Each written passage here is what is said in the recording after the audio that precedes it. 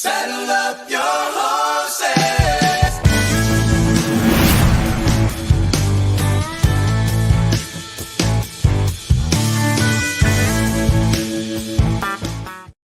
Pitter patter, let's get at her. It is another episode of the Manely Broncos Podcast, and we have a great show lined up for you. It will be a Pro Bowl edition show because we will bring you our very, very best, of course, because we are nothing but Pro Bowlers here at the Manely Broncos Podcast. The show went to the Pro Bowl.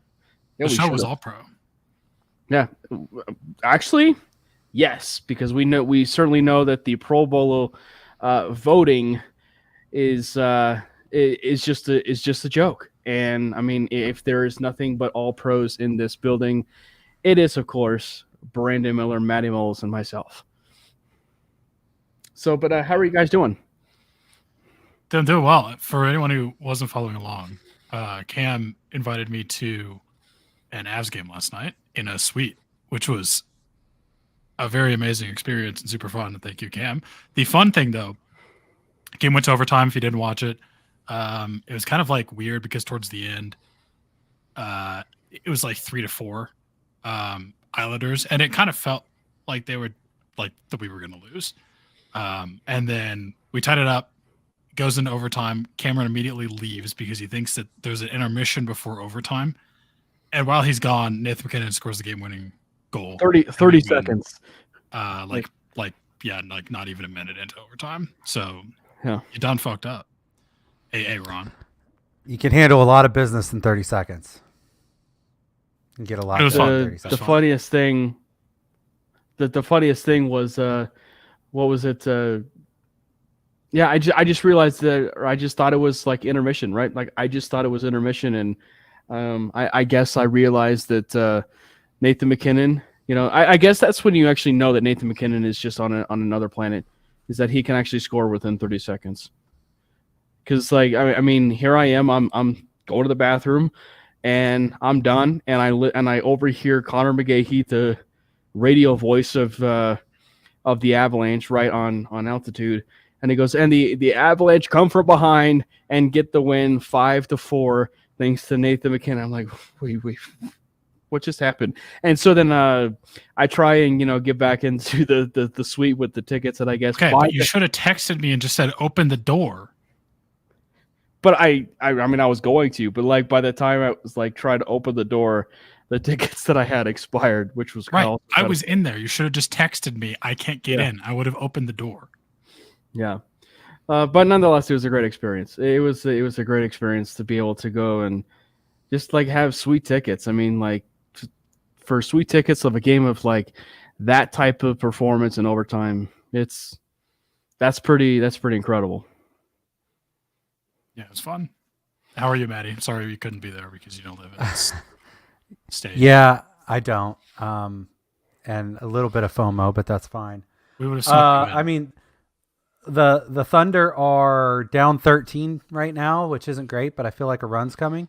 The Thunder are killing it. Not gonna lie. Right now. Couple wins against the Nuggets, a win against the T-Wolves. Shut up. We don't talk about the Nuggets. A win games. last night against the number one team in the NBA, the Boston Celtics. Like, I mean, for the team being the black eye of the NBA 18 months ago to where we're at now, it's just like LeBron James in the pool. I can't believe this is my life right now. It's just, it's pretty dope to see how fast our turnaround has been for the Thunder. Let's hope that we have a similar kind of turnaround in Denver for the good old football team that we all love so much. I don't want to obviously turn this into the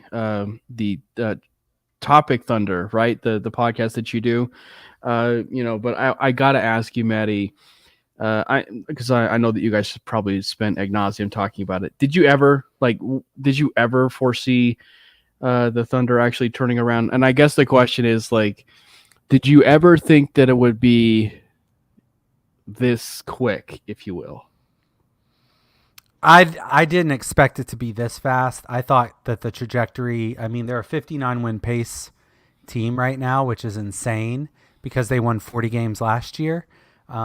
So like a 19 win difference for a team that was in the play-in. Like that doesn't happen a lot. That was pretty quick. Chet obviously is a top 30 player in the NBA, and then SGA is like an MVP caliber player.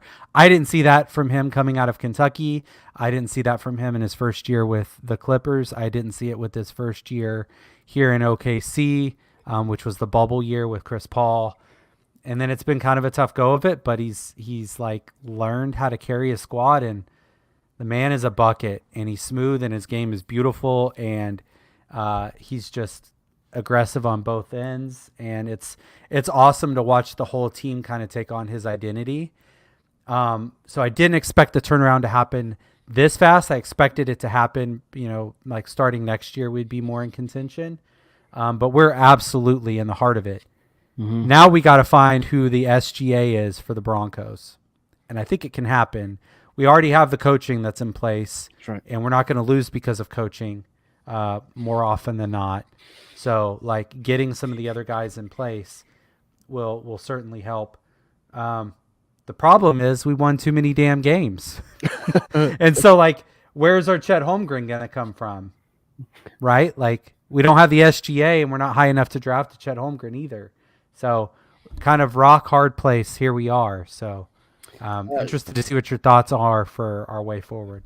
But before we dive into the Jarrett Stidham conversation, or the fact that the Broncos swept the Los Angeles Chargers, they swept the Chargers on the season, going 3-2 on the year, 3-2 on the year in division. So if they can be able to beat the Raiders, they will officially have gone 4-2, which was a very needed prediction for the Broncos if they wanted to make the playoffs. Well, of course, and so this is something that we talked about before, but it was just like the Broncos needed to win 10. Like the Broncos needed to win 10 to at least assure themselves the opportunity that they would be making the playoffs.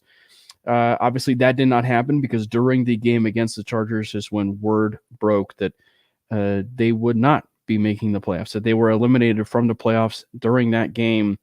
But before we dive into any of that, of course, the news of the day, of course, being we have some Pro Bowlers, though.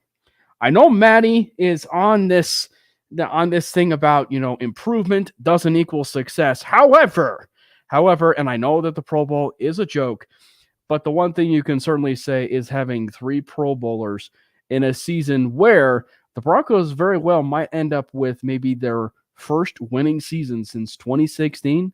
So the Pro Bowlers were announced. The Denver Broncos have 3 Pro Bowlers who are going to Florida. And what's nice is I believe Justin Simmons is from Florida, and Justin Simmons will be going down there for Florida. You know why? Because he is a Pro Bowler. He is once again a Pro Bowler. Pat Surtain, the people that apparently the fan voting that came out today, they just hate him. So apparently they just don't know ball, I guess. But Pat Surtain is still, in fact, going to the Pro Bowl. And Marvin Mims, Boomer Sooner, Marvin Mims is heading down there to the Pro Bowl. And, knock Marvin Mims as much as you want in terms of some of the turnovers that have happened, either on some of those end arounds or maybe on punt returns. He has still been a rather electrifying player on special teams, averaging very close to 20 yards a punt return, which is a remarkable statistic for not just a rookie, but any player that is a punt returner or a return specialist. So he is headed to the Pro Bowl. And of course, a very hard thing to do as a rookie is making the Pro Bowl as a rookie. So kudos to Marvin Mims. But the sad thing is, and in a season where the Broncos, they needed their SGA. Well, their SGA, to quote what Matty has been referencing, has been Cortland Sutton. Cortland Sutton has been the offense, right? Cortland Sutton has been the offense. Well, he was the snub. He was maybe one of the biggest snubs that did not go to the Pro Bowl. He wasn't even voted as an alternate. But one of the people who was voted as an alternate was Quinn Miners. Quinn Miners was an alternate, And another person who was also voted an alternate that I don't think anybody saw coming, unless you appreciate the fullback position, would be Michael Burton. Michael Burton was also voted as an alternate. So that is the quick little rundown. Man. Yeah, Appreciate the fullback position, man. I mean, like, gone are the days when I could actually appreciate Andy Janovich wearing a Denver Broncos uniform, not just a Nebraska Cornhuskers uniform, but a Denver Broncos uniform. I mean, the guy, like, he was shattering skulls, man, during games. Never forget, man. We need 22 Janos. 22 Janos. Thank you. Shoot. What is his name? Special teams coordinator that shall not be named. Yeah, special teams Voldemort. Yeah. But anyway, we don't need to say his name. He was bad. But no, I mean, for real, Cortland Sutton should have made it. I mean, it's a tough gig. I mean, like, the guys that made it in, what was it? Keenan Allen, Jamar Chase, and Tyreek. And Amari Cooper. And Amari Cooper. And Amari Cooper's been balling his butt off. Like, holy shit. No, I mean, they I'm not going to say they didn't deserve to get in, because they did. The only one that I honestly kind of feel like this is what's insane to me. Like, Keenan Allen, obviously an incredible wide receiver. Cortland Sutton has more touchdowns, which I take stats as you will. Keenan has far more yards, but Keenan also has almost double the amount of receptions that Cortland Sutton has, and probably double the amount of targets. I think Cortland Sutton may have had a better year than Keenan Allen if he was targeted and thrown the ball at more. Like if they threw him the ball more, he caught more passes. They used him more in the offense than they did. We were more pass happy than we have been, which I don't know if we could have pulled that off. I mean, like, we've all seen this offense. I don't know how that would have worked, but Cortland Sutton maybe should have taken Keenan Allen's spot there. And Keenan Allen's having an amazing year. Like, don't hear what I'm not saying. He's a great wide receiver. It just has kind of nuts to me when you look at, and I know stats don't say everything, but you look at how many catches Cortland had compared to Keenan Allen. He's still at double-digit touchdowns. Like, damn. Yeah. What's up? Don't even compare it to Tyreek Hill, because. Yeah. What's up, Biggie? Hope you're doing well. And draft time, Broncos country. Yes, I hope you had a great new year, and Brandon and Matty, I hope you guys also had a good new year, and hopefully the Broncos can. Oh, that's right. This is the first episode of 2024. It is the first episode of 2024. How about that? Count it down like Jack Bauer. Let's go. Yeah. I'll watch 24 now. I just think that I just don't do what my parents did, by the way. My parents binged like 24. I want to say it was like in one night. Like, they binged. I already did that. Yeah. They had to have the 24 experience. Yeah. The whole season's supposed to be one day. Yeah, I think that's how you do it. From what they told me is that they binged it in like one day, like from like start to finish. That's kind of what we did. Show? Yeah, the whole show. I don't think that's possible. There's too many episodes. I mean, they were doing. I mean, they were binging the heck out of that show. So, but kudos to them with Jack Bauer. But yeah, I mean, Marvin Mims, arguably the best returner in the NFL. So he obviously deserves it. Justin Simmons, I mean, I don't even know if there's anything else that needs to be said there. The only thing you can really say about Justin Simmons is the lack of recognition. But again, that goes to honestly, I feel like that's kind of just safeties. Well, but I feel like just with the lack of recognition, and really, let's be honest, it really hasn't been since maybe like 3 years ago, where as far as the Broncos are concerned, and especially national recognition, that Justin Simmons is finally getting the recognition that he deserves. And it really didn't start until Vic Fangio is where the national media finally was getting the chance to realize like just how good Simmons really is. And because I mean, like, if we're being completely honest, there is no safety that's in the National Football League that has his size, ability, speed, tackling ability, like what he offers in terms of his measurements, like in the NFL, the only one that actually comes close is a guy who is quickly becoming one of the best safeties in the National Football League. And it's a guy he was already compared to coming out of the draft, and that's the guy from Notre Dame, Kyle Hamilton. Like, that's the only guy that, you know. The funny thing about the Kyle Hamilton, so when he was balling out for the Ravens a couple games ago, everyone was like trying to go find bad takes of him coming out into the draft, basically. And I think the exact thing that I had said, and I had said this as a joke, was that when he had done his like 40 time and it was kind of slower, that basically my joke was like, he's too slow for the top 8 picks. And that's when he had pick 9, which obviously took Surtain, which I'm completely fine with. But if people were coming after me like saying, oh my God, this is the dumbest analysis, I'm like, bro, I'm kidding. I'm saying the top 8 teams shouldn't take him because I want him at 9. Yeah. Like that. People were going after me on that. This was like 3 years ago. Yeah. It's funny. I think the funniest thing is it's when you see people misinterpret like the SpongeBob meme with like all the different like, you know, letters and stuff that's like associated with like bro, the whole point of the meme is we're joking, like, you know. So, but yeah, I mean, like the only thing that I'd say, and Matty, I mean, I'm sure, you know, would be in the same boat, is just like, it's just about like just the recognition, and that's the same thing. I mean, the only thing you can really say for Surtain is he had the recognition right out of the gate at Alabama, and then from there he you know, he's like started great right out of the gate, which is what you would have expected from a safe prospect like that. But for Justin, like, he just hadn't gotten the recognition, you know, like until fairly recently. I mean, dollars say everything. He got the bag on his second deal. We did pay him. Mm-hmm. Like, he got recognized by us. But nationally, it's so hard to get recognition when your team sucks. Like, there's no other way to put it.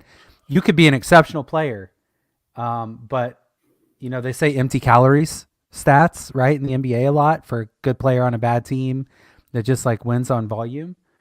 Like, Justin Simmons had to make a lot of plays because we didn't have anybody else that was stepping up and making those plays. We certainly weren't winning games, especially in prime time, right? So when people finally did get a chance to watch us, we'd fall on our face, and granted it'd be on like Thursday night because we sucked, and that's when they make us play the Jets or the Colts or whoever. But like, that's how the business is. And as your team gets better, you get put in better spots nationally, and you get a chance to perform for everyone. That's why Monday Night Football is such a big deal. And you also get the more, and as sad as it is, and again, the Pro Bowl is a joke, but you get the more recognition too. Like the Miami Dolphins are like a media and national media darling, and they ended up with 6 Pro Bowlers this year. They had 6 Pro Bowlers, you know, which is double, right? That's double what the Broncos have. But again, like obviously the 3 Pro Bowlers is still a decent amount for what the Broncos had this year. So having 3 is a pretty solid number. Well, 1 and 5. I don't. If you had asked me who was going to make the Pro Bowl when we're 1 and 5, I'd have told you no one. So, right. Yeah. Sorry. Even if that's not necessarily what they like, even if they deserved to, like, just with the negative publicity that puts on a team, respect. All right. So I figured that this is probably going to end up rolling into the conversation about the game, is meaning, you know, like the conversation, which is our main topic of today.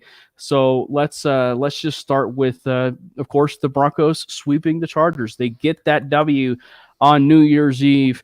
It wasn't actually a pitiful loss on Christmas Eve. It was actually a good win on New Year's Eve to kick off the new year of 2024 the right way, right? The right way. So the Broncos do get that win. They do sweep the Chargers in that AFC West division. It was, and again, we'll try and roll, you know, particularly Stick versus Jarrett Stidham. That's what it was. We'll roll it in terms of the conversation of of course, the topic, right? Is Jarrett Stidham QB1 next year? We'll start with that. And Matty, why don't you lead us off first? First of all, Mock Osweiler got the job done. And it was an incredible performance for somebody that's kind of been, not super involved. I say incredible because the offense didn't change. A lot of the receivers said so. The numbers said so. He produced similar to what Russell Wilson did in the first go-round against the Chargers. I mean, the proof's in the pudding there. So he's making substantially less money than previous QB1. That to be said, Broncos country is going to have a bitch fit if he is QB1 next year. They expect something to change. Now, perhaps he is QB1 to start the season next year as we slowly bring along a rookie or a young guy who has a chance to take that spot. Or we bring in a retread and they have an open competition, and he does have a potential to do that. I mean, Peyton specifically picked this guy early on in free agency for a reason. That being said, if Stidham is our QB1 next year, then that is us essentially throwing in the towel. Similar to how we did with Teddy Bridgewater, and I know we won 3 games to start that season against both New York teams and the Jaguars.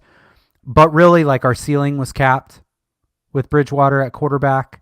We've seen what Drew Lock can do. The Seahawks look great against the Eagles with him. So I say all that if Stidham's the guy, then that means we're kind of folding the towel or throwing in the towel next year because we're eating up $85 million in dead cap. And then we're going to just come back together again for the 25-26 season and hopefully go from there.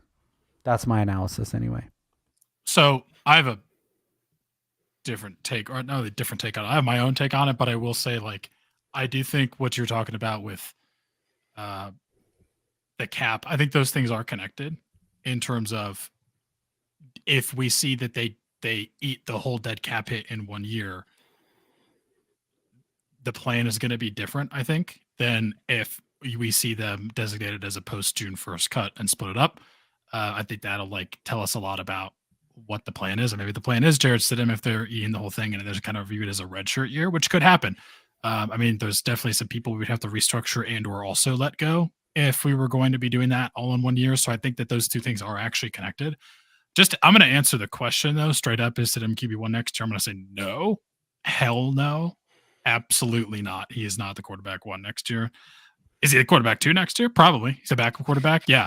But I mean, even if we get a rookie, could he be maybe the starter for a spot starter for a couple games? Sure. But I personally think if you get a rookie, play the rookie. Nothing teaches game reps, and everyone's going to say, oh, Patrick Mahomes sat for his whole basically rookie. Okay, but that's different. He had Alex Smith. Yeah. They had a competent starter. A really good starter, actually. But yeah, I mean, a good starter, yes. I mean, could that possibly happen? Sure. But I definitely don't think Stidham's the quarterback 1 next year. I mean, my biggest takeaway from that game, even though we won, was just the thing that pretty much everyone is saying is that the offense looked very similar. And I say that fully. And I love Russ as a human being, amazing human being. I'm sorry for what he's had to put up with.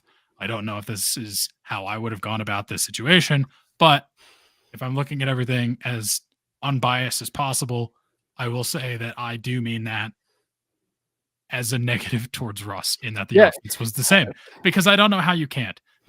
You're paying a guy $250 million to do what the backup quarterback who just came off the bench is making a fraction of a fraction of a fraction of a crumb of that is making. It just paints the Russ trade and situation and contract in an even worse light. And it probably makes George Payton look worse too.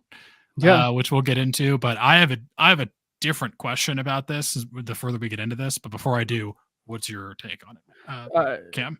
So I just think that, you guys laid it out perfectly. And Brandon, obviously you and I talked a little bit about it last night, and you and I have the same thought process, because, you laid it out, and I don't understand.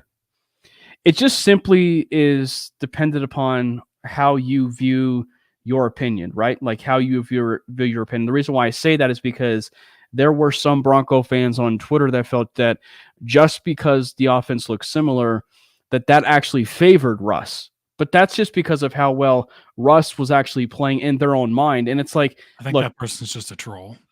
no, I've actually seen some people feel that way, but I just think doesn't mean they're not a troll. Like, I literally don't know how you could possibly come to that. But I'm with you though. Like, no, I get it. I know. I'm not saying I get it. I think that person's trolling. That's what I'm saying. Like, because come on. Like, because again, like, I don't know how you look at that game, and especially see how Stidham played. Which, by the way, ironically, they were literally the exact same stats in this Chargers game, where it was 24-7. Right, Russ against the Chargers, he was 24-7. They put up more points, but Russ put up almost the identical numbers, except for he had more touchdowns. He did have an interception, but Jarrett Stidham didn't have an interception, and he had no Cortland Sutton, as draft time Broncos country said, and no Marvin Mims, but he put up the same amount of numbers, right? And like in the running game, like if we're gonna piece it together, that's the other layer to this, which is also a separate point too. But the running game was also non-existent, right? The running game was non-existent. The only person that really performed, and this is probably something we'll certainly talk about in previewing the Raiders game, but Jaleel McLaughlin was like the only positive, if you will, of that running game, right? Or the running game, or the backside of the backfield, or stuff like that. Like, he was really the only positive out of that. And I think that, like, so when you look and you just strip it all down, it's an indictment on Russ. Again, like, I love Russell Wilson, and his entire career, but like, you have to look at it as a whole. Like, he had a crappy 2022. But he did have a better 2023. But that layer of a better 2023 was not good enough. And at the end and how much of that was Sean Payton just kind of like fixing it with duct tape? Exactly. And one of the best things I ever kind of heard as far as correlating, and whether this correlates to the fact that Jerry Jeudy will be here next year, or Brandon Johnson will be here next year, or guys like Little Jordan Humphrey will be here next year, I think is a fair point. And I told this to you last night too, Brandon. I got the chance to actually talk to my good friend Anthony Rodriguez, and he's actually been on the show before, and he mentioned the point that I really hadn't thought of, but it makes total sense. And that is, Matty and Brandon, it's like, who is the one wide receiver when you can look at it officially now through week 17, who is the one wide receiver that that Russell Wilson has always trusted in his career? It's the Cortland Sutton type wide receiver, the DK Metcalfs, right? The DK Metcalf wide receiver, and like, and so, well, if you're looking back to the Seahawks days, I don't know if I would say that. I gotta disagree. Yeah, I mean, Tyler Lockett was his boy. It wasn't DK Metcalf. I mean, he had a good rapport with DK Metcalf. But no, I mean, I get what you're saying, and I think like Cortland Sutton and Tyler Lockett aren't the same kind of player, but they kind of are. And what I mean by that is, like, Tyler Lockett's definitely like kind of more of the speed guy. He's got the body control. Is more of like right. And what I'm gonna say, the reason I think that they're similar is they're the guy you can throw it up and trust that they're gonna come down with it. Because Tyler Lockett, you're gonna trust that he's just gonna get open and he's gonna catch the ball. And Cortland Sutton is like, he doesn't even need to be open and he's gonna catch the ball. Like, exactly. That's what the similarity is. And there are different body types, so different physicality. Like, I do think, I mean, DK Metcalf is just an alien in his own right, but I think Cortland Sutton is closer to him than closer to Tyler Lockett. If anything, Tyler Lockett is more of like Marvin Mims is kind of more of the Tyler Lockett. But just in terms of like big bodied wide receiver, it is kind of more DK. But no, I get what you're saying. I agree, but I would say I do think Tyler Lockett was more his guy, but for similar reasons, like I laid out. But the point is, like, didn't he get Jarrett Stidham coming into this game, right, against the Chargers, and he puts up identical numbers, but it's also successful from between the numbers, like the middle of the field and 10 to 15 yards. Like he was rather successful in the between the numbers, right? Like he was really successful in that. And that is like one of a Sean Payton staple. Guys like Jerry Jeudy, Brandon Johnson, Little Jordan Humphrey work in the middle of the field. Those types of players like that, like those are the types of wide receivers that are rather successful in Sean's offense. And I think that so I don't necessarily know if a guy like a Jerry Jeudy will be here next year. And that's certainly a conversation too for another day.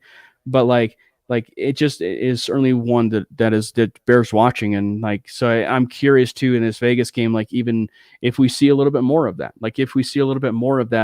and working the middle of the field, and especially with the second start. And of course, it's the last game of the season. There's nothing to lose for both the Raiders and the Broncos. So, but as I said earlier, it's really going to be something to follow. And as far as the QB1 conversation with Jarrett Stidham, QB1 has a massive connotation with it.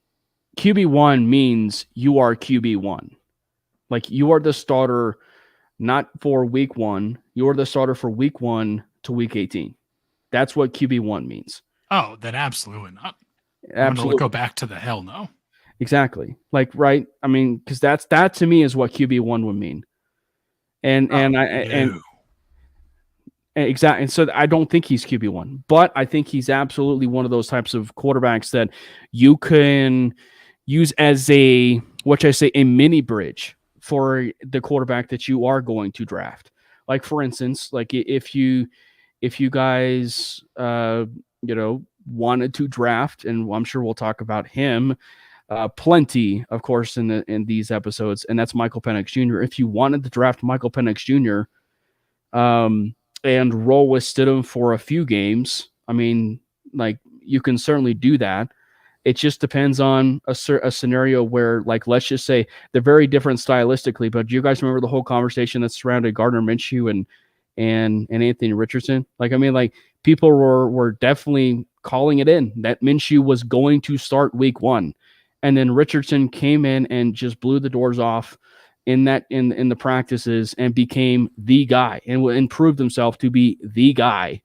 And he was starting in week 1. And obviously he got hurt throughout the season, but he is a main reason why the Indianapolis Colts were vying for playoff position because of how he played at the early part of that season. So I absolutely think that if Michael Penix can come in here and prove that he can be the guy immediately, he can supplant Jarrett Stidham and start right away. Jaden Daniels would be the exact same way. Well, so this, I don't know if we want to talk more on the draft quarterbacks, but the question I had for the chat and on record, because we talked about this game yesterday and also for Matty, was exactly Justin Fields. Clayton beat me to it. Would you trade for Justin Fields? Just straight up, overall, what's the overall question, would you trade for Justin Fields? What's the compensation? Second. Let's start there. Hell yeah. Why not? Yeah, and of course we don't have a second rounder, but still. But we can get one. Because if you trade for Justin Fields, I have to assume you're probably not going to take a quarterback in the first round. Right. Trade down, get a second rounder, package that in a third for Fields.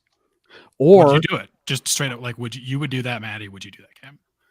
I mean, I gave you my answer yesterday. I know, obviously, but on the record. Right. But on the record, yeah, I would. I think that Justin Fields, and again, I'd have to do a little bit more research on this. And you and I had this conversation, as far as everything that was going on. But I'd have to look at Ohio State, and people are asking me, why would you be looking at Ohio State? Well, if you look at Ohio State and some of the quarterbacks that have come through that system, it's a rather structured offense versus what he's been performing with the Chicago Bears, which is a little bit, off script and what he's been able to do. And that's why you're seeing him use his legs a lot more. And I think that also, of course, and this is just the reality of it, and this is not a overall knock on Russell Wilson by any means, truly.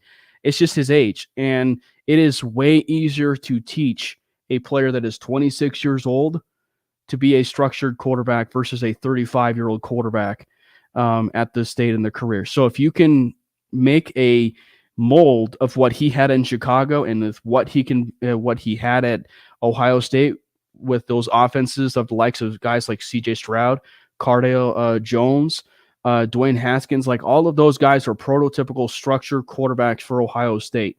And Justin Fields played in that kind of system. And so if he can be able to come in and play to that type of level with what Sean Payton would want, I think that is an ideal, perfect match.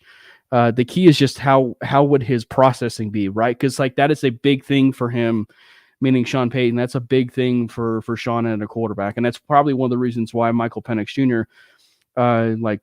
Is probably going to be majorly appealing. I think the thing that I would be not opposed to, it would be rather appealing, is that say you do trade for Fields, and whether that is a second round pick from like 2025, or you acquire a second round draft pick and that's what you trade for Justin Fields. Say you trade that, you keep your first round pick. You keep your first round pick and you take a wide receiver, you take a wide receiver with the first round pick, like a player. Yeah, let me run this question by you. And this, I've zero idea if this is even remotely like what the compensation equal here. I don't know. Let's say the trade is Jerry Jeudy in a third. Yes, 100%. They have DJ Moore, obviously, but No. DJ Moore is wide receiver 1. Put Jerry Jeudy wide receiver 2 in that offense. Drop in Caleb Williams. I mean, I can see why the Bears might want to go for that.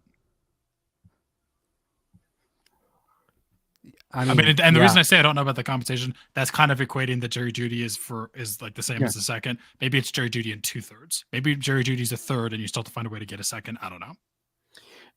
Because you mentioned Caleb Williams, Matty, you're the one who actually posed it in the first place. But why don't you ask our listeners, and people in the chat can comment and everything, but why don't you ask people what it was that you asked in terms of a Caleb Williams trade? Yeah, so I mean, this is the structure. Our first round pick this year, our first round pick next year, and PS2. And if you look at what the Ramsey deal was, it was like 2 firsts and a third, right? That was the compensation for them to trade for Ramsey. Surtain is, likely regarded as a more quality corner. So you're essentially looking at 4 firsts for us to move up from probably like 14 all the way up to 1. I think that makes a lot of sense for us. If the Bears are looking to stand pat, they're still going to have their own. They're still going to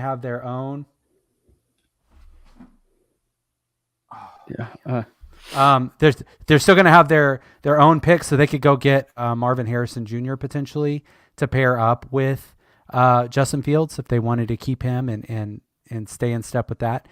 My vibe is I think that the Bears are going to stick with Fields and they're going to trade down. That's what my vibe is right now. But I think like Peyton's already on record saying that Caleb Williams is the guy you tank for, like saying all that. Like he's the type of guy that you would be willing to sacrifice some for. Yeah. Like you do it and you figure it out and you eat $85 million in dead cap and you make a couple of other moves to try to recoup some of those assets. And then you move forward in 25, 26 with more money, with a little bit of draft compensation for whatever you get for guys that maybe walk or whatever in this offseason that we can't afford to like replace. And then we go from there. So it'd be a multi-year thing. I think that on a team that doesn't have a quarterback, and we don't, that having an elite cornerback is a luxury at this point. And that defensively, you can do enough to be successful without that cornerback one. That's not to say that it's not an important position. That's not to say that he's not a stud. That's just to say that roster construction wise, for long-term projection wise, for money allocation, right? Getting on a rookie quarterback deal from year 1. It just makes too much sense. So I get the apprehension to trade Patrick Surtain, but Like you gotta make tough decisions when you've put yourself in this position in the first place. And of course, the other part of that conversation is it's not just Caleb Williams, right? Like, obviously, he mentioned Caleb Williams, and you got to always pay attention to what Sean Payton says in the media. But you would also be safe to assume that Drake May is in that conversation. Like, Drake May is in that conversation. And like, again, like, and it just feels like we have this conversation every year in terms of the Broncos or just the quarterback position in general. And if you're going to hear me say this a lot. You're probably going to end up hearing Brandon say this a lot. And of course, Matty say this a lot, but like, if you fall in love with a quarterback, and this is whether you trade up for a quarterback or if you fall in love with Michael Penix Jr. and he falls into your lap at pick 12 to 15 or whatever it is that you land right now on your draft pick scale. If you land within there, you've got to really strongly consider taking a guy like that, because like those are franchise setting moves. And if you're willing and you're able to do something like that, then at that point you're able to build around him. And I think that this idea too, that like, again, like he handpicked Stidham, he didn't handpick Russ. He also handpicked the franchise, not Russell Wilson. He handpicked the franchise, not Russell Wilson. If you have this opportunity where you feel and you are confident, that's the key word, confident, that you're going to actually pull this off and get Caleb Williams, then you absolutely have to have that conversation about, pulling that trigger, whether it's rich or not. And, those are really difficult conversations. And moving on from Pat Surtain, it will be a sucker punch, right? It will be a sucker punch, right? To a lot of fans, ourselves included. But if you feel, and it's not us that's making the decision, thankfully. The franchise. But like you out. Harder to find. That's what George Payton will tell you. But like you have to go out and make sure that you are drafting, your quarterback, right? Your quarterback, and whoever it is, you got to be able to convince yourself of that. I'm gonna remember when RG3, a Heisman winning quarterback, was drafted. Washington still went out and got another quarterback because that quarterback class, a little Kirk Cousins.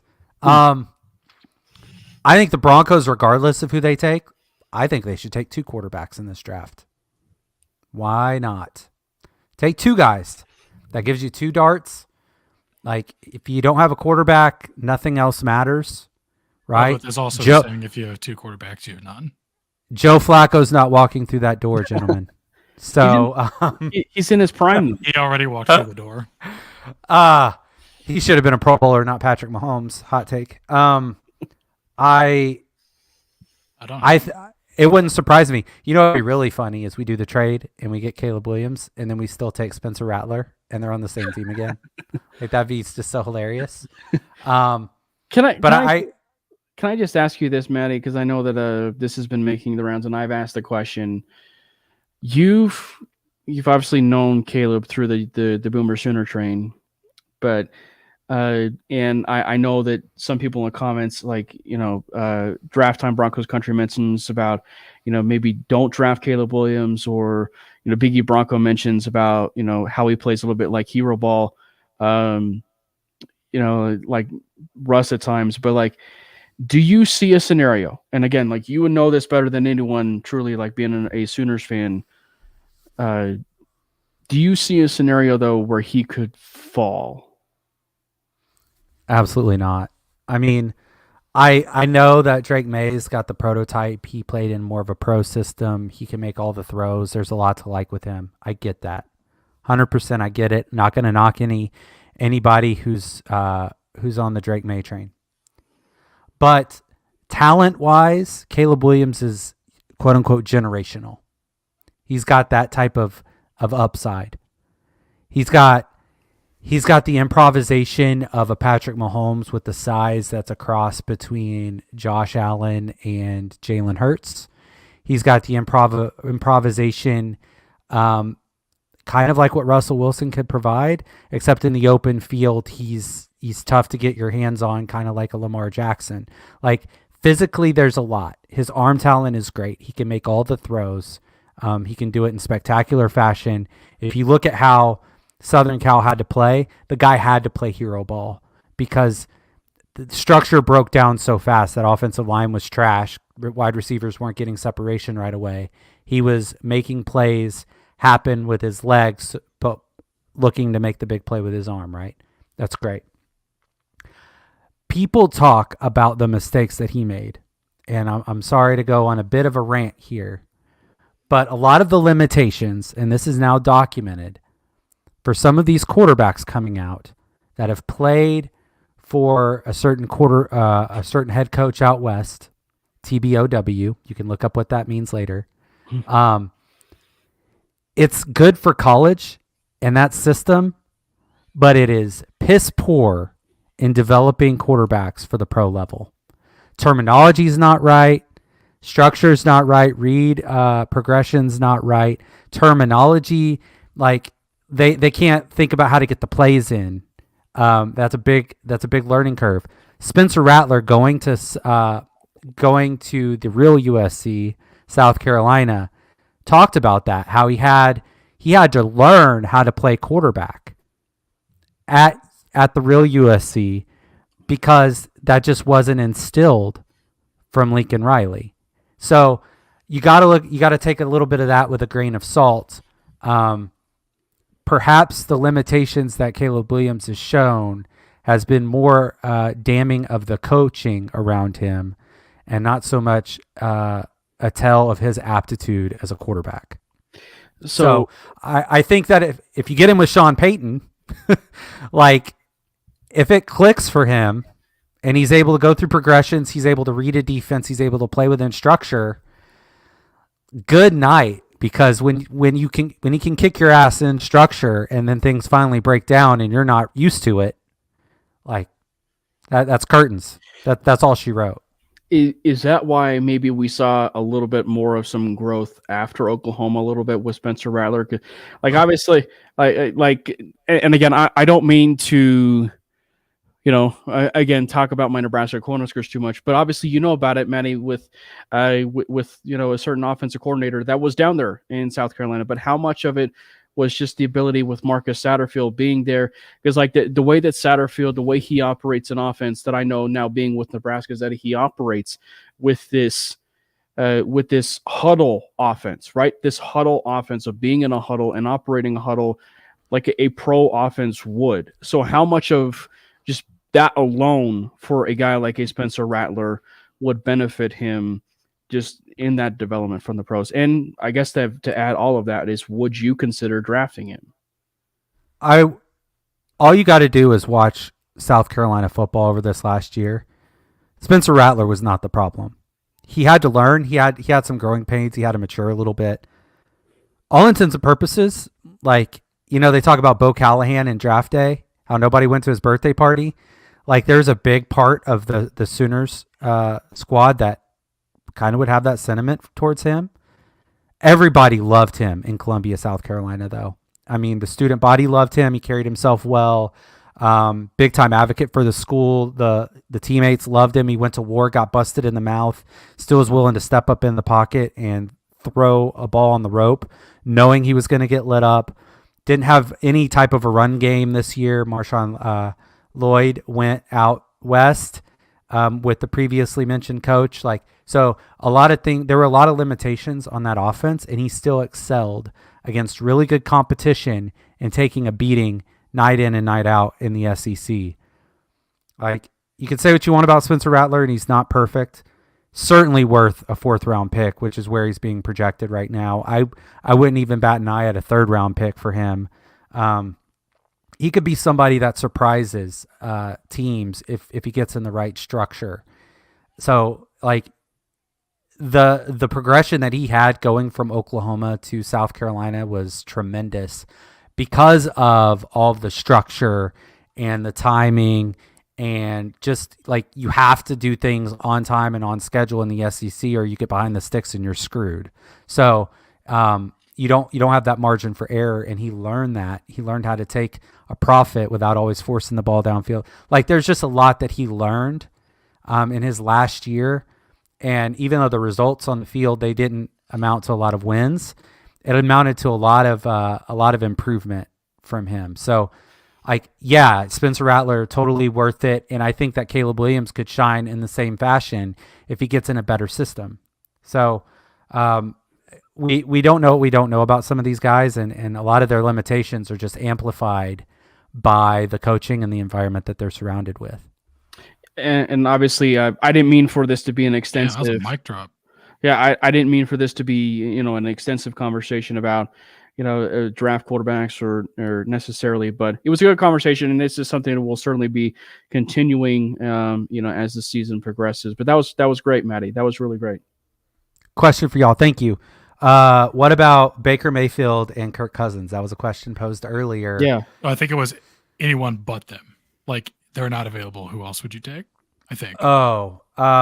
Taking out Baker Mayfield and Kirk Cousins. I don't know if anyone left that I would want. I love both of those guys, but yeah, I don't know that there's anybody else left either. Roll with Stidham. You know who Matty would take though? That is now off the board is another former Boomer Sooner. That would be Kyler Murray. 100%. Yeah, 100%. But I don't know. I feel like, man. I don't know. It's hard to say. I think Jacoby Brissett certainly is one. I know that is one Robbie has been pounding the table for, or many of the members of Let's Talk Broncos has been pounding the table for that. I believe Zach Seegers has as well. He's an interesting one. I feel like Brissett though. Brissett would be I almost said brisket. Would be falling into. I don't know, this idea that be the Stidham conversation. He's not exactly QB1, right? Like, that was my qualifications, right? Like, is he QB1 for week 1 to week, 18, or is he QB1 to like week 5? Because then at that point, he's not QB1. He's just your placeholder. And so I feel like he's just your placeholder right there. So I don't know. For me, it comes down to potential. Like, we know what Jacoby Brissett is. Jacoby Brissett is not just going to suddenly turn into a franchise quarterback. Sorry. It's just not going to happen. He's good. He's a good backup. He's not bad. He's a good start. He's a spot starter. Could Justin Fields... Like, I think Justin Fields has a much higher ceiling. I'd rather have Justin Fields. Brissett in a rookie? Sure. But why not Stidham in a rookie? Why not just Stidham in a rookie? Like, what's the difference? I agree. Yeah. But no, I get the point. If Brissett's available and it's not too expensive, sure, but again, like, I don't know what the difference is going to be, or I don't know, like, 2 rookies, play one of them, sit there. Just kidding. I don't hate the idea, but I maybe don't have. Well, I'm kind of in that. If you have 2, you have none. I see you, Matty, over there. Are you trying to hint at something that maybe you want to bring another number 3 out of the closet? Is that what you're trying to? The thing that I'm trying to. Like, figure out with him is like he to me just unfortunately, like, he just does not scream a structure quarterback to me. Like, he just does not scream as like, but look pretty damn structured to me on that 92-yard drive against the Eagles where he stood in the pocket and lit them up. Like, it's just one that, like, obviously it's the Fields argument. He's young enough that you could possibly throw him into the paint and stuff where he could learn it. But we also saw what he could be able to do with Vic Fangio, right? As his head coach. And Sean Payton is, if you will, of that same ilk. He is of that same Vic Fangio ilk. Is he? I'd say as far as how stern he is. He's kind of like a Vic Fangio type and how stern he can be. But I mean, like, will Locke be receptive to that? Right? Like, I just think Fangio hated Drew Lock's face from day one because he's such an attractive dude, and he just hated him. He's not from ugly day one. enough for Fangio. Yeah, right. Exactly. So there are three guys. Obviously, Drew Lock is interesting. He's only 27 years old, and he can make all the throws. Sam Darnold was one I asked last week with. He's interesting. Let's see what he does this week. That's fun to watch. Tyler Huntley, who's also getting a start this week. Pro Bowl, by the way, Pro Bowl quarterback. He's pretty interesting, right? People aren't really going to talk about him a ton. And then obviously Mississippi Mudflap, Gardner Minshew, is worthy of consideration too. Very similar in how he runs an offense to what Drew Brees would do at times. And the Colts were able to move the ball a lot this year with Minshew. Personally, I don't think Gardner Minshew is being talked about enough. So as far as an option here, even given back to the days in the Mike Leach offense down there at Washington State, I don't think it's being talked about enough. The Mudflap and the Pirate, awesome. Yeah, I really but it would be kind of funny if just in the vein of, kind of like how I look at Jaden Daniels from the standpoint of the same situation of high upside quarterback, and everything. I wouldn't be surprised if, the Broncos went out and say they drafted Jaden Daniels, and then all of a sudden Minshew finds himself in the exact same scenario almost with a stylistic quarterback, if you will, of Jaden Daniels to what he had at Indianapolis. It'd be kind of funny.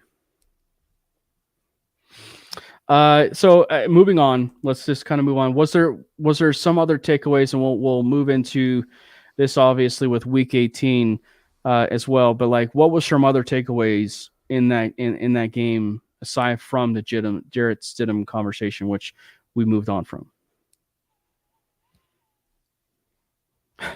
Not really, to be honest. I think for me, the lack of the only other one I have isn't a good one. Go ahead.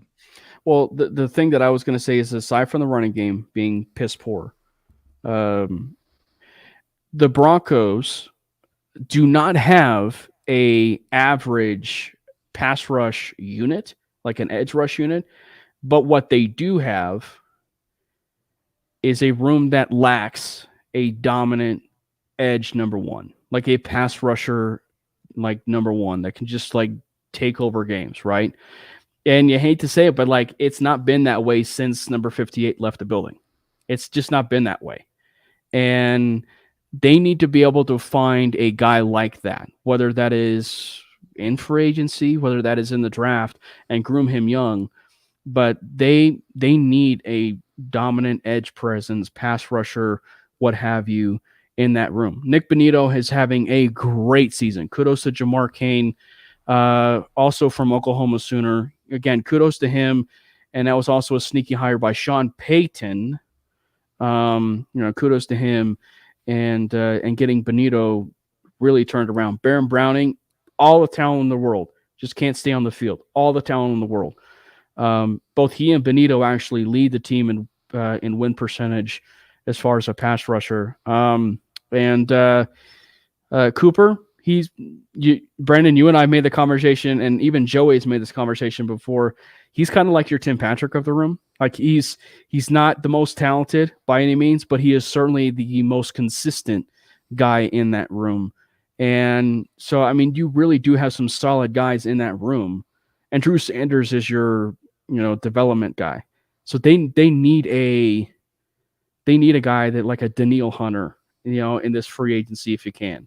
Right? They need a guy like that can just be a dominant one. And of course, if George Payton is still here, that would be a nice little connection piece for Daniil Hunter, of course, coming down to Denver. With what money are we acquiring these people? Cash. Well, no, with what? Cap space? That's what you meant. No, If we have the money, we don't have the cap space. $85 million is a lot of bread to eat in one off season.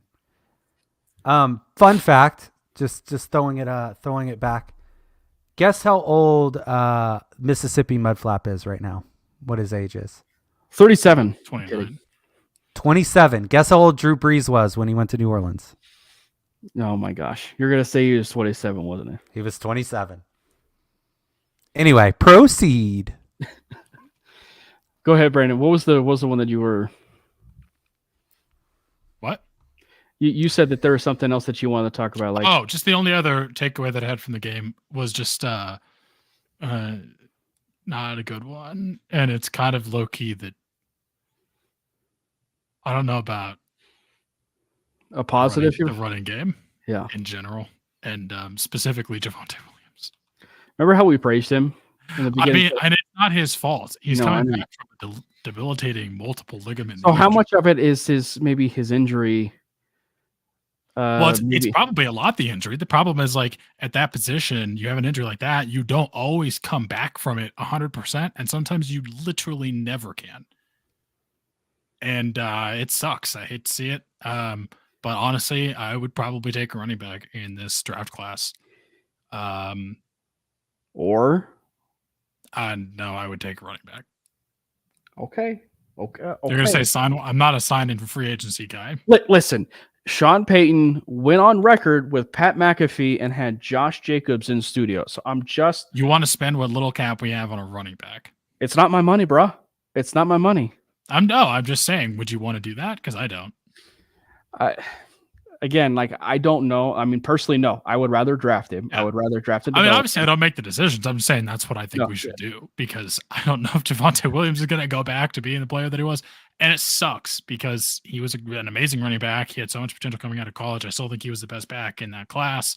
And it's not his fault either. Like, the injury, that kind of injury to that position just is brutal. It's just going to be a really interesting one, because, like, just the off season in general, and this is another thing that you'll be hearing us say a lot, is that this off season is paramount for Sean. This last off season was the starter. This off season was the starter, and then you have this particular off season, which is going to set the tone. I think people need to remember what happened with Peyton Manning, right? Peyton Manning signed with the Denver Broncos, and then what was it in 2014 was maybe the off season of off seasons that set the standard for everything else of winning championships and so on and so forth. From that, Aqib Talib, right? Emmanuel Sanders, TJ Ward, DeMarcus Ware. I mean, like, that set the standard for, like, what the Broncos had. And anybody remember 2012, that draft class? That first draft class, anybody remember that? The Broncos had literally only one non-contributor of that draft class, and it was Phillip Blake, the center from Baylor, the offensive lineman from Baylor. Everybody else, if you go look at that draft, every single person of that draft class was a solid contributor at one point, and Brock Osweiler was in that draft. Like, so I mean, like, everything. So this is going to be laying the foundation from this offseason to the one that just happened. So about laying that foundation. So maybe, just maybe, the Broncos are actually going to be a little bit of a heavily aggressive at that quarterback position because of this idea that they have to get it right, and simply because Sean Payton is 59 years old and he wants that quarterback for the long haul. Maybe something also too. Maybe as far as being aggressive for a guy like a Caleb Williams, or being aggressive for a draft quarterback, or being aggressive for a guy like a Kirk Cousins. I mean, obviously the money may not necessarily work. The logistics may not work from our vantage point, but a Kirk Cousins may actually see the fit of a Sean Payton and be like, hey, we'll go out and get a Kirk Cousins. And ironically enough, Kirk Cousins will finally come to Denver, right? Kirk Cousins will finally come to Denver. And then Von Miller, in his famous NFL Films clip, when he actually says Kirk Cousins is coming to Denver, maybe Von Miller is going to come back to Denver because he knows that Kirk Cousins is coming to Denver. So, like, I don't know. It's a really pivotal offseason for the Broncos. Von Miller was Kirk Cousins would be nuts, but I highly doubt it. Von Miller was a healthy scratch this last week, wasn't he? He was. What's going on there? Is it just lack of productivity or what? Well, he had that ACL injury. He's also, let's just be honest. We won't dive too much in his off the field stuff, but he has an off field distraction.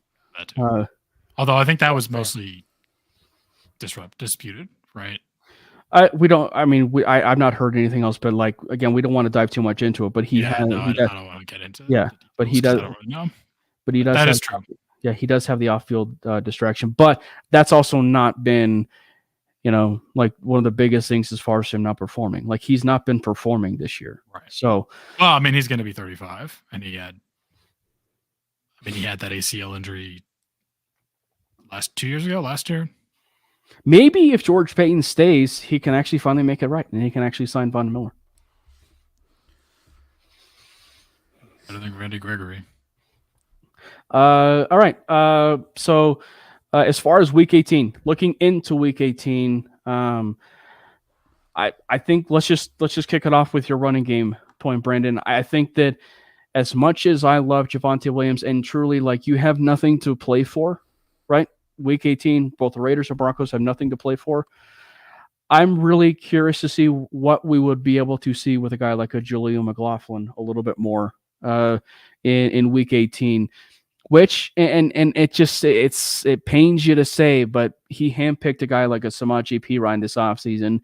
He handpicked as an undrafted free agent Julian McLaughlin. So I would venture to guess, and two, like if Javonte Williams is been hitting a little bit of a wall, right? Or he's got those cinder block legs right now at this point in Week 18 and even weeks prior. Maybe the best thing for him is to sit him because of his injuries that he dealt with this last year and what he's been currently dealing with. So maybe you rest Javonte Williams in Week 18, or maybe you give him a little bit less carries, right? And kind of lessen his workload a little bit. So I love the idea of giving more of a workload to a guy like a Julian McLaughlin, see what he could be able to do and see what he can offer in a little bit more than just the passing and running game, and maybe in the pass protection game, which is something that I'm sure when you want to be a complete back in the NFL, that's what you need.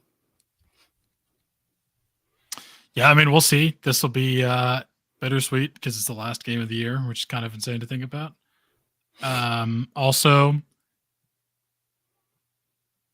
I'm thinking about starting Zamir White against us in the fantasy championship because I don't know how that's going to go. So I don't know. This is going to be, I think, low-key kind of a difficult game. Are you going to beat Josh?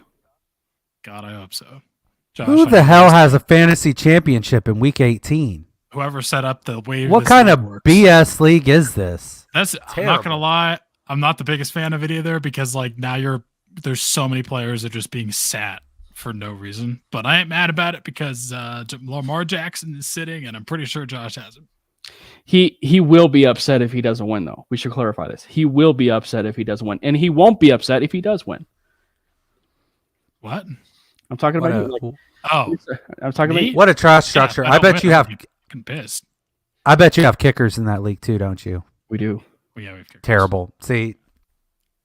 Hey, I'm the commissioner in 2 of my other leagues. Trash. And I tried 3 of my other leagues. Literally almost every other one of my leagues. And I tried to get rid of kickers in all of them, and I had to call for a vote because I'm a fair person, and no one voted it down. They all won.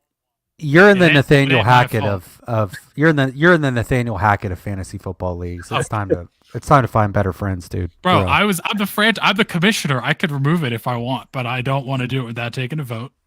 Okay. Do it. Screw that. Or make somebody else be the commissioner. That's trash. Week 18 and kickers, like nah, bro. Not in this one. This is one of the ones I'm not a commissioner in. Not in this one. In a different one, 2 of my other leagues I'm the commissioner. Not Week 18 championships, but I've tried to get them to remove the kicker position. I gave a vote, and both times it won. But no, I'm the one that I'm playing for the championship in. I am not the commissioner, so it is not my fault. I think Aiden O'Connell gonna feed families this weekend. Is that Bobby's league, Cam? I think it is Bobby's league. Bobby, so, I love you. Yeah. I love you, but remove the Week 18 championships. I'm begging you. Yeah. So Bobby, if you are listening, you get 2 votes. Maybe even in a third vote who's not even in the league, and that would be Matty. You have a third vote, and that's Matty. So what about you, Matty? What are you looking forward to with this game in Week 18? Cam taking strays. If we beat the Raiders, cool. We stop the loss streak against them, which is great. It means that we'd finish 4-2 in division, which is pretty dope. But it would really screw our draft position. So I'd like to see us narrowly get a loss this week. And call me a fake fan if you want, but I'm all about asset accumulation at this point because we don't have a lot. Because we wasted 3 first-round picks, a third-round pick, and a second-round pick on a quarterback and head coach combo that don't work. So we got to get some margins where we can. On the field, in the arms of the angel, right? Like Jaleel McLaughlin, got to have him just get all the work. And is Marvin Mims going to be back?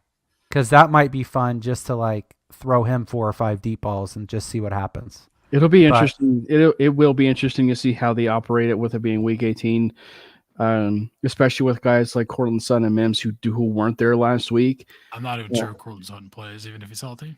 He's not going to. There's no upside for that. And I want to see us coming back officially. I mean, was he ever here? Really? A fake laugh hiding real pain. Sneaky need, by the way, or maybe not. Yeah, Brock Bowers. I ain't mad at it. I mean, if we're trading up in Brock the top, Bowers and Justin Fields. I should say the underrated first round need. I don't think he's falling Like, far. But. I mean, we would have to trade Surtain We'd have to trade up to get up that high to get Bowers. Bowers is going to be in the top 6 probably.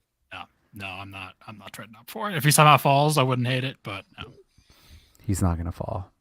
I don't think he will. People see Sam Laporta tearring it up for Detroit, and they're like, "Oh my god!" All I'm gonna say, every year, 50 guys are going round 1. That's all I'm gonna say. Tell me I'm wrong. It's what's people every year. As far as the defensive side of the ball, I think this is when it's going to be really fun because you're going to see maybe some of those youth movement. You know, Drew Sanders is going to be one of those players like in week 18 that, I mean, he's actually gotten better. Like maybe it feels like to me, like he's actually gotten better as the seasons were on. He had a play last week that I saw in person where he tracked, I want to say was the running back down sideline. Like if it was the true epitome of what you saw in college, which was the sideline to sideline speed.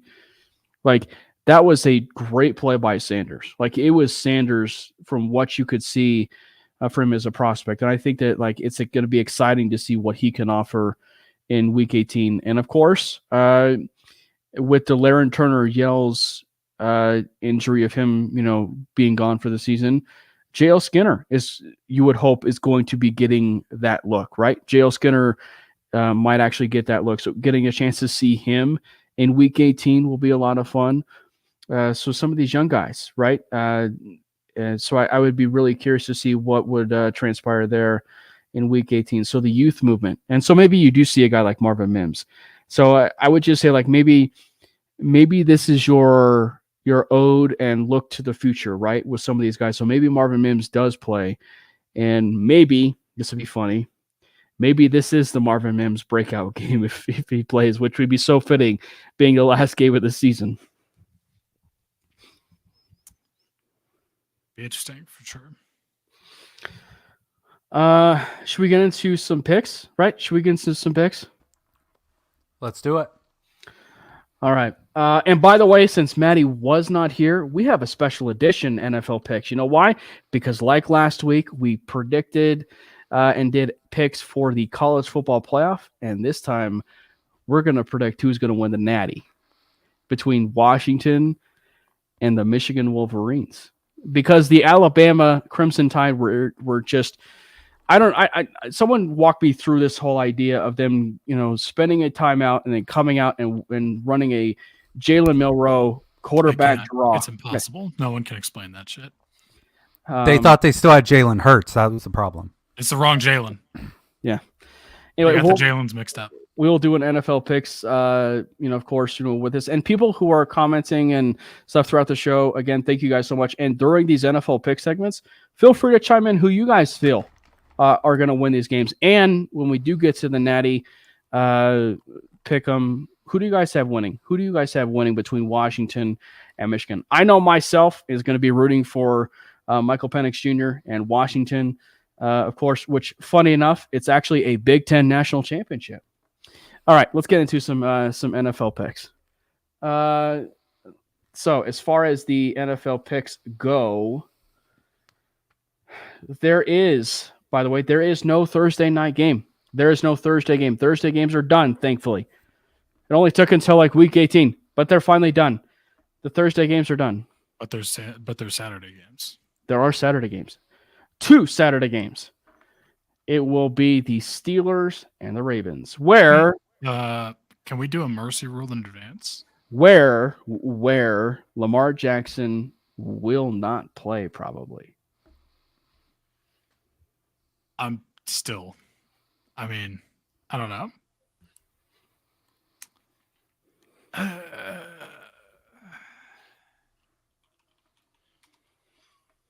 I think I have to take the Steelers just because, like, somehow Mike Tomlin is going to find some way to win this.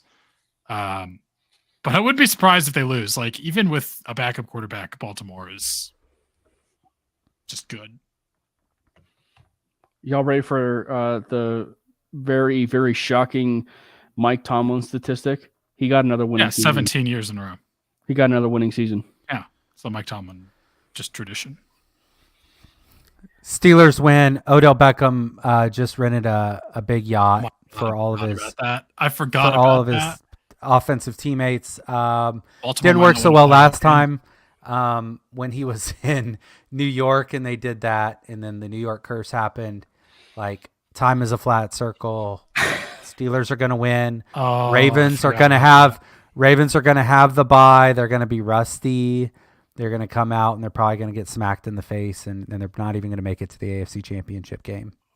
The Ravens might not even win a single playoff game. I forgot about that. Yeah. Someone Yep. quote tweeted the news of that today with the Breaking Bad meme of him screaming in the car saying, and the captain was, "Lamar, don't get on the yacht, Lamar." Yeah. I forgot about that. Baltimore's not going to win another game. Sorry, Steelers. Yep. Agreed. I've totally spaced. That's important. Yes, So- sir. So this game, I'm gonna go with the Ravens. I think they get a win. I'm gonna go with the Ravens. So this one actually has division ramifications of the AFC South. The Texans versus the Colts. The winner, because the Texans are currently ranked in 3rd, and the Jaguars play the Titans. The Jaguars play the Titans, where Trevor Lawrence may not play. Something to monitor. May not play. So if the Jaguars lose to the Titans, I believe it would be the Texans that would win the division, right? It'd be the winner of the Colts Texans. Right, would be the winner of the Colts and Texans. So I've got the Texans. I think the Texans do it, and they surprisingly, after the year that they've had, get to 10 wins. Because CJ Stroud is back, right? Wow, did I make Yes, you yawn? Jeez, like if you want to go to bed, Brandon, you can go to bed. That's my bedtime, man. Is CJ Stroud playing? Or I think He has to play. He has to play. I mean, yeah. I'm gonna take Houston. Houston. And then real quickly, obviously Broncos and Raiders. Do the Broncos come away with the W? Do they break the streak? No.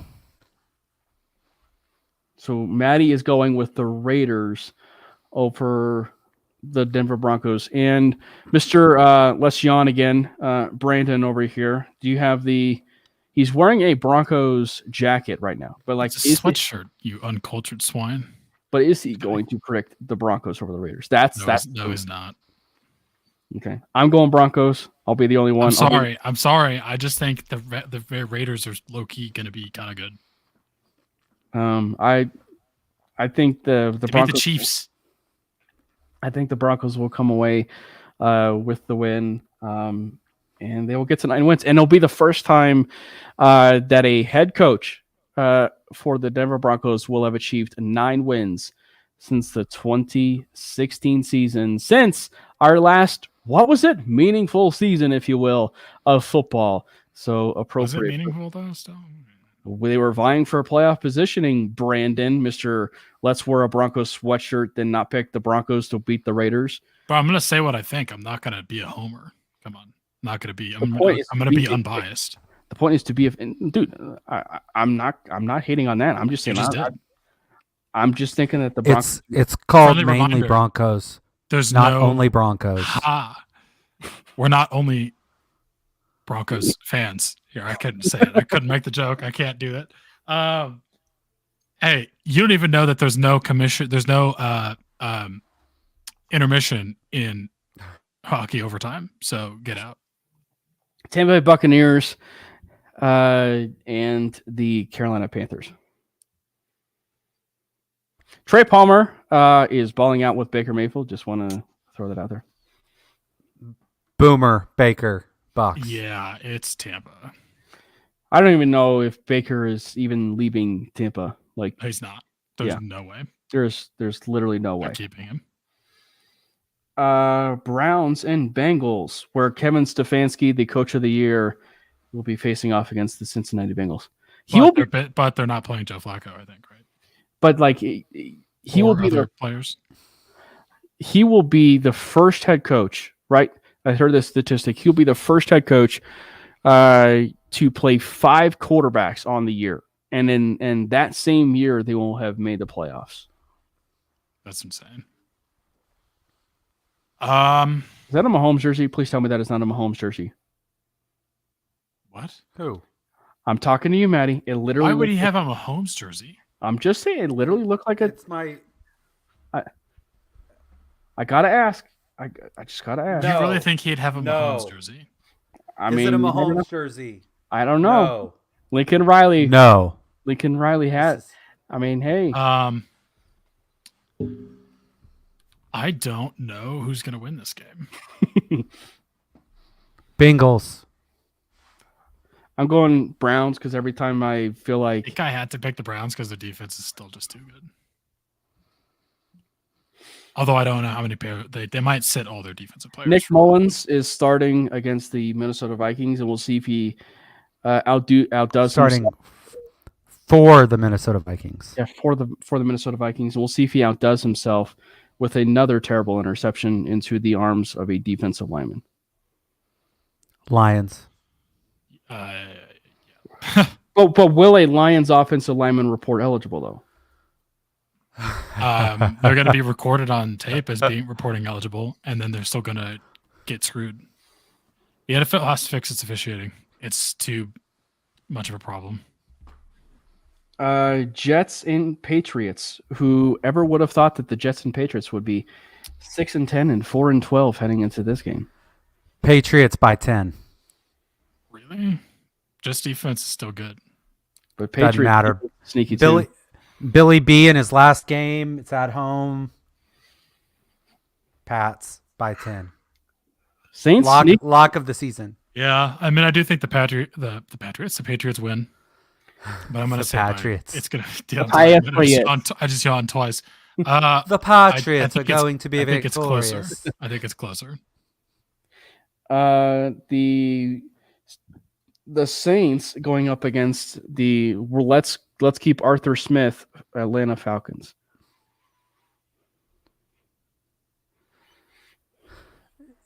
Saints. I don't know. Another one. I think I'd say the Saints, but another one where it I'd be feels like surprised if the Falcons still somehow won. this is another one where it Because feels they're like the bad and good at the same time. yeah. This is another one where it feels like the division is obviously in, up for grabs, if you will, between Tampa and the Saints. By the way, Drew Brees is going to be restructuring his contract. Derek Carr. Sorry, yeah, Derek Carr. Sorry. I'm like, damn. Did you They're just say still Drew paying Brees? him? Bro, if they still had Drew Brees, we would have traded for him immediately. Actually, his arm apparently worked, right? Like his arm apparently worked, but he, I guess, what was it that he said? Like he could throw with it, or his left arm, right? He could only throw with his left arm. Is that what he said? I have no idea.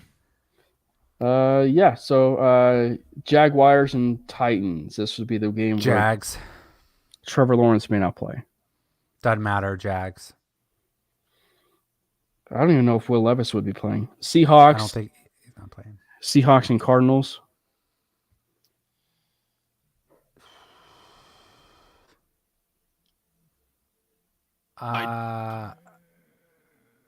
Kyler Murray's still kind of good. Personally, would you gotta- keep Kyler Murray? I don't know. What'd you say? What else are they going to do? Would Yeah, I keep Murray? They have to. They have Yeah. no other option. This is weird. This is kind of a toss-up.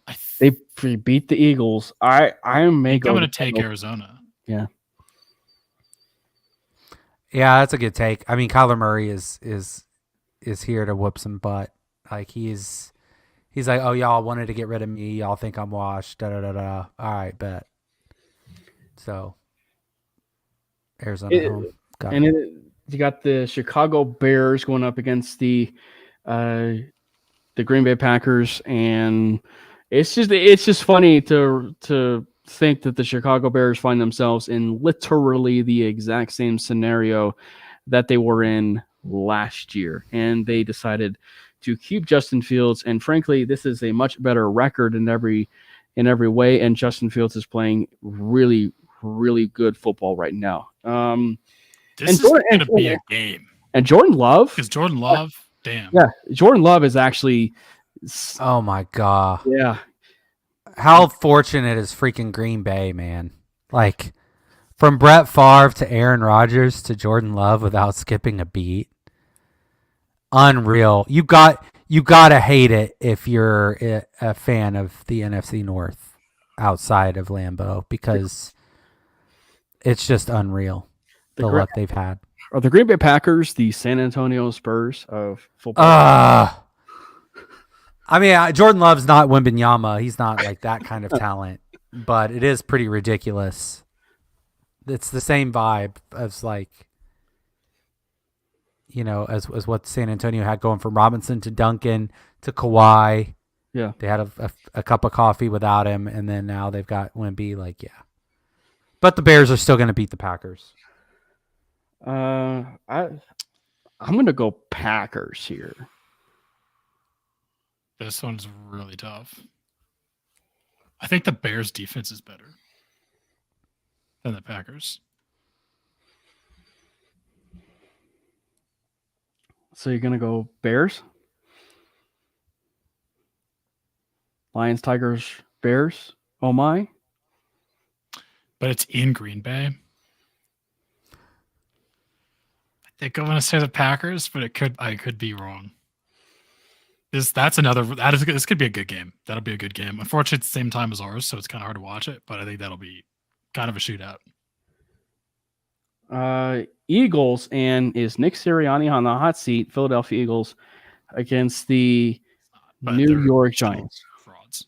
I mean, Yeah. they have to beat the Giants. Like, come on, if they don't beat the Giants, they are screwed. He's on the hot seat because one, it's Philadelphia, and two, it's Philadelphia. I still don't think he's on the hot seat, but they have problems. They got problems. Like But they're most still of it good. is they got problems. Most of them are the 11 guys playing defense. But Yeah, their secondary is awful. Their offense is just weird, though. I mean, I'm still gonna take they're gonna beat the Giants, but I'm not saying they're gonna play in the Super Bowl. That's all I'm gonna say. Do we see a Tommy DeVito appearance here in Week 18? I could have been a contender. Maybe. that was pretty I good. I Cam. don't know. That was good. It's Tyrod Taylor's show right now, right? Mhm. Like it's his. Did they officially say he's the starter? I think he is. I mean, he he's gonna probably start. is. I don't think they're gonna go back to Tommy DeVito.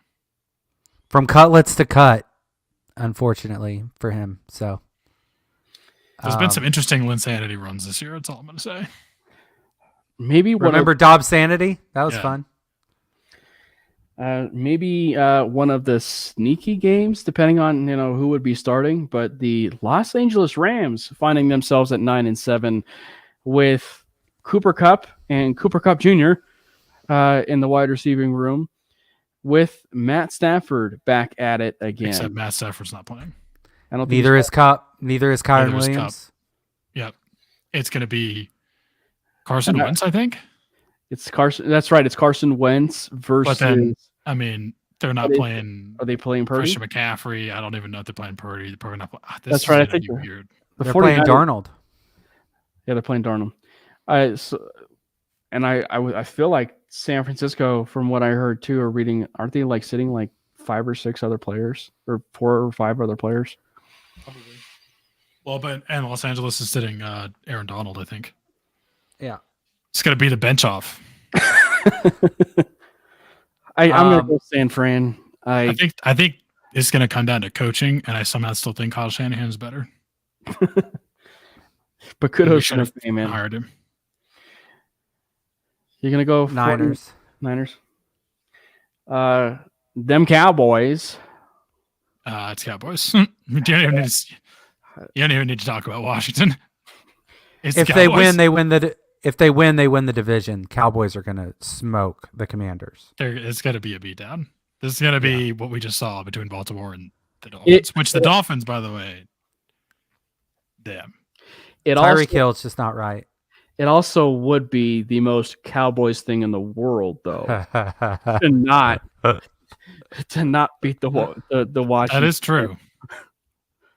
So, and then not only do they not win the good conscience, not take the Cowboys, and then they got to go on the road because they didn't win their division. Oh my God, that'd be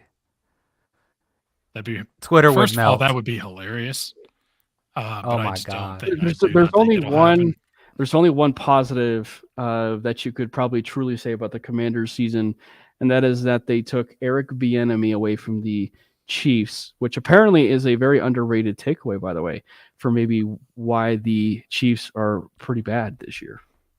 They also take some receivers I don't know about, or they still have Rasheed Rice. Watch the Chiefs, by the way. This is just completely random. We're talking about the Commanders game, but watch them literally take this wide receiver for every single pick in this upcoming draft. Why not? They still have to be good. Smart. And they will still have the case of the drops, just because there's something going on in that room. Because Patrick Mahomes puts too much mustard on that ball. Now, speaking of division, it's funny because he's obsessed with ketchup. Exactly. That's just ridiculous. That's just a hilarious situation. But no, it's obviously going to be Dallas. Speaking of division, it's the game for the division between the Buffalo Bills and the Miami Dolphins. This is going to hurt my preseason take of the Dolphins are going to win the division, but we've seen how absolutely horrible they are against any team with a winning record, and I got to take Buffalo. I'm going to go with Buffalo here too. One more time again, Vic Fangio found himself in a situation, and then this is also probably Mike McDaniel, of course, too, but like playing Bradley Chubb when they were down 30 points. Oh my God. And because of that, he ended up getting carded. Well, not because of that, but he tore his ACL. But he tore his ACL while playing when they were down 30 He's had a points. good year. He had a good year. Yeah, he's had a really good year. Yeah. That sucks. That's just poor coaching. Honestly, that's a bad decision. We wish him nothing but the best in a speedy recovery. We love you, Bradley. We will always love you. But is it going to be Bills or is it going to be Dolphins? Dolphins are playing at home, but a little foreshadowing. Tyreek Hill's home just caught on fire today. And so a lot of destruction in his home, a lot of destruction for the Dolphins at home. Bills are going to win, and the Dolphins will also not win a playoff game. Mm-hmm. Wow.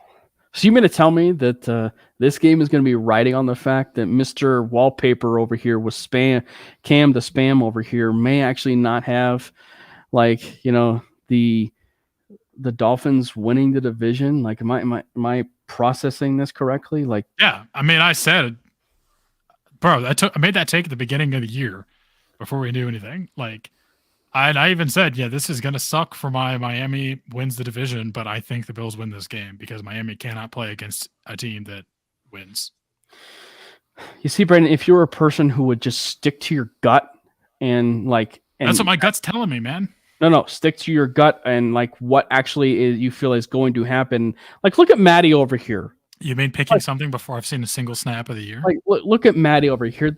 This guy down on the bottom over here has predicted a Super Bowl correctly. And now this year, he also predicted that the Baltimore Ravens would be the number 1 seed in the And AFC. Lamar would win MVP. Lamar would. So just take a lesson after him and, maybe, I don't know, actually pick the Dolphins to win this game so that you can actually get your prediction right. Okay, but I don't think they're going to win. I'm still taking the Bills, man. No, I give you respect, though. Because that is truly objectivity at its finest. Hey, beginning of the season, I was looking pretty right, and still somewhat through the season, the Bills looked kind of weird, and I was still looking kind of right. And then Miami showed that it can't hang with teams that are actually good, and I think the Bills win. And the Bills have been playing playoff football since after our game. Yeah, pretty much. Like, they played that game against us, then they took the cartridge out of the N64, blew on it a little bit, and they're like, we got to put it back in. We got to come on. And then we're back on. And of course, one of those adjustments was firing the offensive coordinator, which everybody, by the way, kudos to Sean McDermott. Everybody, ourselves included, at one point had McDermott on the hot seat. They brought in Ken Dorsey, and now it's been cooking with grease. So we gave him a lot of grief and everything, but they've really turned that around, and kudos to the Buffalo Bills and Sean McDermott.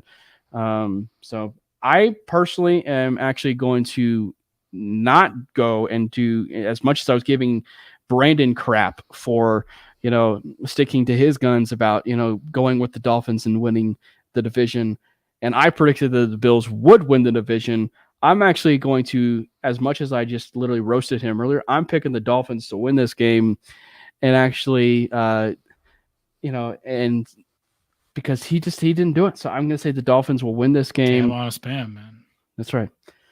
And I do think it's going to be a close game, though. Did we talk about Kansas City Chargers? I mean, depends on how many people they sit. I'm still taking Kansas City in that one. We don't even have to talk about it, but I don't think we covered it. I don't think Kansas City needs to sit anyone. What they need to do is put their entire wide receiver room in the jugs machine. Yeah. I mean, Kansas City game regardless, but Kansas City. All right, gents. The national championship, for anybody that has not been watching the college football playoff, the Texas Longhorns played the Washington Huskies, and the Washington Huskies beat the Texas Longhorns. And by the way, one more time again, Matty, the Texas Longhorns had a game where they had 1 second left on the clock. How about that? Okay. Can I just get something off my chest quick? What? Washington is trying to drain the clock. They get a player hurt, and so the clock stops for the injury. Obviously, it did not benefit Washington for the clock to stop. Mm-hmm. There should have been a situation where it did stop. They do what they have to with the player, and then they wind the clock, and then the play clock runs. Now you're in a position where you're incentivizing the defense to intentionally hurt an offensive player in order to get a free timeout. That has to be addressed. Like, that situation, that just can't happen. So, like, they were gifted like 35 seconds. The Longhorns shouldn't have even ever had a chance to put the ball in that position in the first place. And Washington did what they had to do to run clock. And it was also that's like just was also an unfortunate like event because you're not gonna turn it on. What is it, Dylan Johnson? You're not gonna turn it on Dylan Johnson and be like, why was he even kneeling? Like the guy's literally hurt. Like he is hurt. Like it wasn't his fault. Like for like the injury timeout like to happen like that. And I think nobody on the field understood with him being hurt that the clock was going to stop and it wasn't going to restart. That it was just going to be a free timeout. Because if they did, they would have drug his ass off the field and been like, we'll deal with you. Like, it's not a neck injury, it's a leg injury. We'll carry you off this field. Or we'll pretend he's not hurt. And that's the thing, too. They should have just let the coaching staff should have had the opportunity to just say, you know what? We're going to let this clock tick down and we're going to take the delay because we're punting it anyway. So, it's unreal. Like, at what point do you stop it? Oh, well, the guy's hurt, so we're stopping it now. It's like, okay, you stop it after the penalty and we'll move on. Like, there's got to be an option for the offense. So I agree. But by the way, I mean, what a day for college football games, though, man. Great game between Washington and the Texas Longhorns, and a great game between Bama and Michigan. That was as good as advertised. You know, you can't. One, it was the Rose Bowl. Two, it was another overtime game with the Rose Bowl. It was just Rose Bowl magic, if you will. And just the unfortunate situation where Nick Saban found himself doing a quarterback draw after a timeout. And, and then, of course, Michigan coming away with the big win over Bama. Pretty weird considering they're not in that position if the quarterback doesn't have a miraculous conversion in Jordan O'Hare Stadium against Auburn on miraculous 4th down and forever, throwing it into the end zone. And then they get in that position and they don't let him throw the ball at all. Yeah. That's really weird to me that they wouldn't trust him. And run straight through it was just a weird, like Michigan isn't geared up for that in Big Ten play, protecting the run inside the tackles. That's 90% of Big Ten offenses is just run the ball through A gap or B gap and go. So I don't know. That was just dumb. It didn't make a lot of sense to me. Pretty weird that they wouldn't even give him a chance to throw the ball. They didn't try to get him outside the pocket and give him the option to run or throw or anything like that. It's just run straight ahead. Pretty dumb to me. So what are we thinking? Do we think Michael Penix Jr. has another CJ Stroud type moment where he, shuts a lot of doubters up in this Texas game and actually plays exactly the way that he does against the Michigan Wolverines? Or do we think that J.J. McCarthy, the battle of who's going to be the Denver Broncos quarterback, right? That's what this national championship is about, is maybe who is going to be the Denver Broncos quarterback. Who are we going with? Is it going to be Michigan, Brandon, or is it going to be the Washington Huskies? I think it's going to be the Huskies. And if the Huskies win, it would be like their first, if I'm not mistaken, it would be their first national championship in their history, if I'm not mistaken. I don't think they shared one. I thought they shared one back in the day. But I think obviously it would be their first one within the college football playoff system. And I think maybe one that they were voted, right? There's something like they were voted on as national champions. Oh, they have two. See, if we had Washington. Although there was. If we had Washington, Homer, one that was actually in. He would know. 91.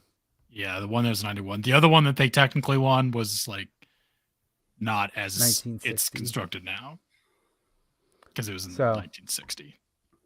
Yeah, but I'm still gonna pick the Huskies. I think Penix is a better quarterback than J.J. McCarthy. I still think J.J. McCarthy's good. I just think Penix is better. Yeah. Well, there's people who disagree that J.J. McCarthy's actually not a good quarterback, but no, go ahead, Matty. The Penix not mightier this time around. So I'm taking Michigan. Harbaugh is going to win, and then he's going to go coach the Chargers.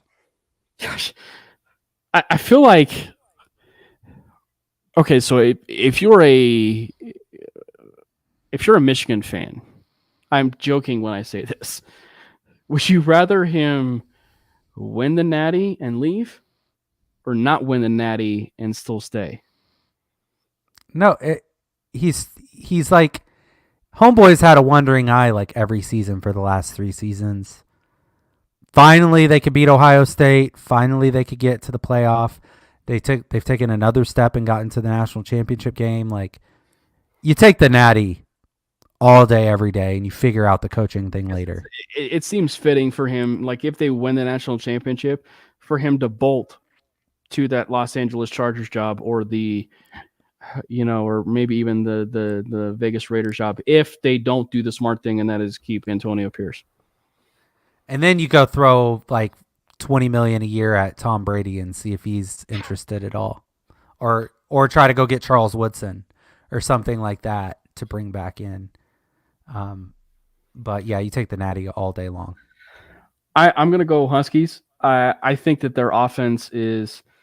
I think that if you look at it from just what they have from the I don't know, like this offense in general is explosive, and giving Michigan a week to prepare for something like this is a tall task. Not saying Harbaugh and Michigan, can do that, but I think that it just seems like a tall order. So I just think that overall, with everything that you have with this, it just is setting up for Washington to pull off, if you will, still the upset.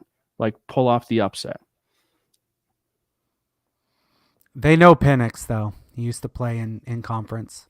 Like, they've seen him. They understand who he is. So, I'm not...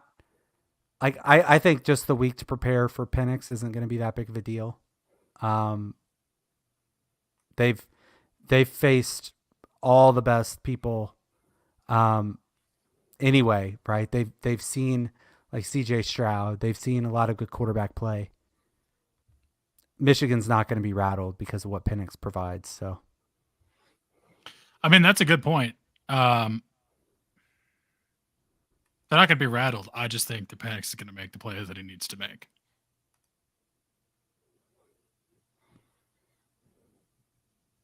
Yeah, I think that I think that's a fair point, Matty, that you bring up. I think many people, well, I shouldn't say many people. I think people forget the Indiana comment as far as him being with Indiana and him being a former quarterback there, which, by the way, that was also when he encountered all those injuries.